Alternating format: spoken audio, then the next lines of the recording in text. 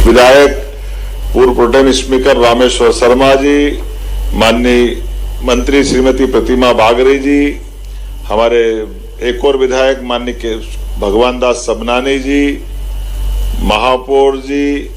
हमारे CS Anurag ji, DG Makwana जी, मंचस्थ सभी अतिथिगण, एक और मंत्री थोड़ा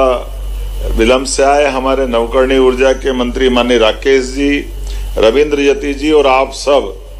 सच में आज भाषण तो कम देने का मन कर रहा, लेकिन जिस प्रकार से आधुनिक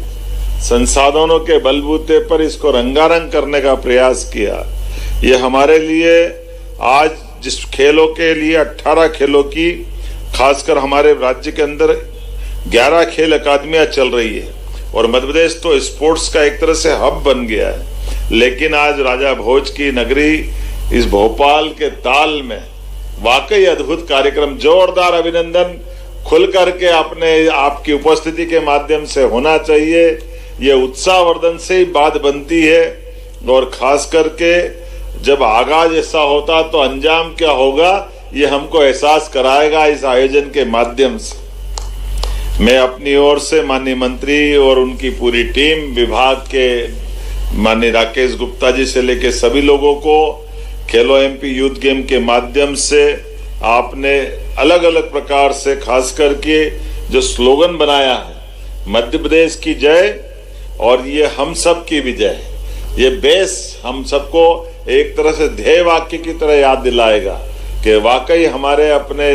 जीवन में हमारे राज्य के साथ हम कदम से कदम मिला करके उसकी विविध क्षेत्रों में जय और जय पे जय करते जाएं तो विजय अपने आप हो जाएगी। ये हमारे लिए सौभाग्य की बात है और यशस्वी प्रधानमंत्री श्रीमान नरेंद्र मोदी जी के लिए भी जोरदार अभिनंदन करें। हमारे देश के प्रधानमंत्री जी कितने प्रकार से वो काम करते हैं, कहाँ परसों सोमनाथ के उस 1000 साल पुराने अतीत के कालक्रम में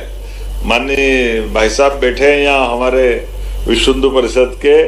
1000 साल पहले हमारी अस्मिता पे चोट पहुंचाने का जो कुत्सित प्रयास हुआ था, उस घाव को भी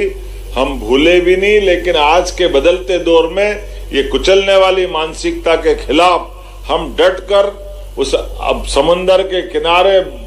बाबा सोमनाथ के मंदिर में आकाश की ऊंचाइयों से बात करते हुए भगवा पताका हमारे विश्वास के साथ आस्था की ध्वजा लहरा रही है। एक बार जोरदार अभिनंदन हमारे उस दौर के लिए भी, वो दौर हो या भगवान श्री राम का दौर। जब मैं खेल की बात कर रहा हूं तो हमारी तो संस्कृति, सनातन संस्कृति, अपने यहाँ तो खेलों के माध्यम से स्वयंवर, विवाह भी होगा तो पुरुषार्थ पराक्रम की पराकाष्ठा। भगवान कृष्ण के काल में यमुना नदी में कालिया नाग के समय गेंद के माध्यम से खेलने का, जहाँ वो पुराना घटनाक्रम याद आता है। और इस खेल के माध्यम से भी रस्साकसी, गेंद, पता नहीं कितने प्रकार से आपने सब सोचा है, पिट्टू को भी जोड़ा है, सारे अपने देसी खेल भी, और जिसके माध्यम से एक साथ अब ये पूरे खेल की जो योजना बनी, 1.5 लाख खिलाड़ियों का 28 खेल विभिन्न ब्लॉक स्तर तक करने वाले हैं, जो खेल संस्कृति को नया आयाम दिया गया है। मध्य प्रदेश में ग्रामीण क्षेत्रों में, दूरस्थ अंचल में ये सभी प्रकार खेलों को जोड़ करके अद्भुत कल्पना की गई। वैसे तो हमारे यहाँ प्राचीन काल में घुड़सवारी, तलवारबाजी, भाला फेंक, मल्ल युद्ध, कुश्ती, तीरंदाजी, अलग अलग प्रकार से हमारे अपने प्राचीन काल के, लेकिन आज के दौर में ये जिस प्रकार से समय चल रहा है, हमारे कई गेम ने आज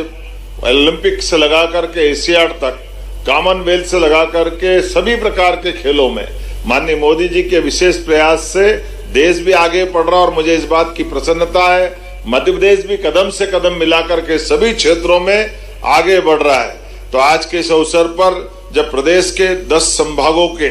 1.5 लाख खिलाड़ी इसका जब हिस्सा बनेंगे और अलग अलग अकादमियों के माध्यम से